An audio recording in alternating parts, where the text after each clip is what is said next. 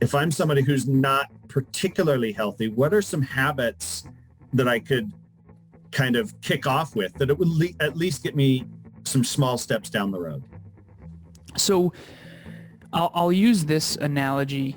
A lot of people believe that life is about the journey, and I understand why that's a belief, but it's a shallow way to think. And I'll give an example. If I'm driving from Boston to Los Angeles, that's a very different journey than if I'm driving 30 minutes south. So while life is about the journey, the destination or the destiny you choose in advance dictates much of that journey, if not all of it. So if you're in Wyoming, it's not because you wanted to go to Wyoming, it's because you're headed to LA. And so nobody wants to go to Wyoming.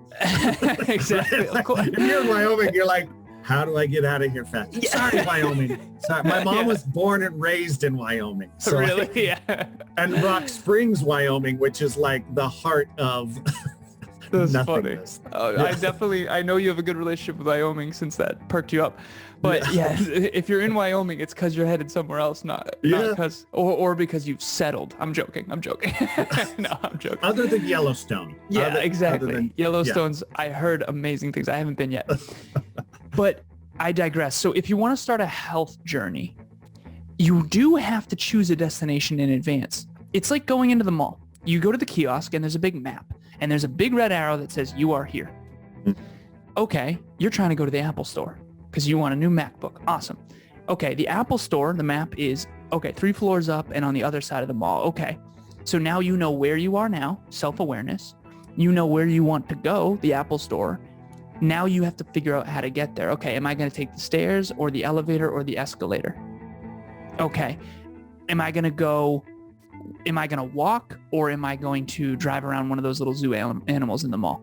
The point that I'm making in this analogy is that there's 3 things that are critical for any journey. And if you want to start a health journey, you have to know, where are you now? Self-awareness. Take an assessment.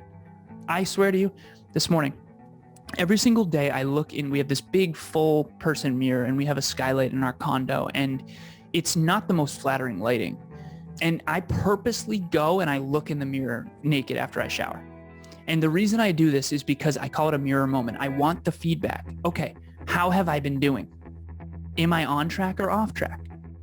See, a lot of people think that people in Hollywood are in great shape. And it's like, well, of course Brad Pitt's on screen. Look how good looking he is. Look how in shape he is. What you don't realize is that Brad Pitt is good looking and in shape because he's on screen.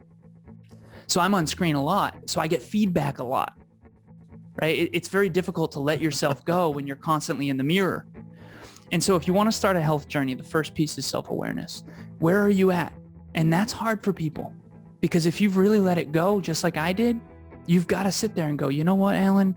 You're 160 pound, skinny fat, 6'2". You drink too much and too often, and you've let your health go. I've gone to the gym and literally cried alone in the bathroom before and then had to leave because I felt so bad about how much I let my health go. Self-awareness is number 1. That's okay. You're in the kiosk in the mall. You are here. Red arrow. You've got to figure out and start there. Okay, now where do you want to go? Start small if you want. You can be, in a year from now, I want to lose 10 pounds. Awesome. Okay. Lose 10 pounds in a year. Now, this piece is the how. How do you actually do it? So if I want to lose 10 pounds in 10 weeks, I know exactly how to do it because I know the formula. Sleep, hydration, nutrition, training, and mobility. So 1 pound is approximately 3,500 calories.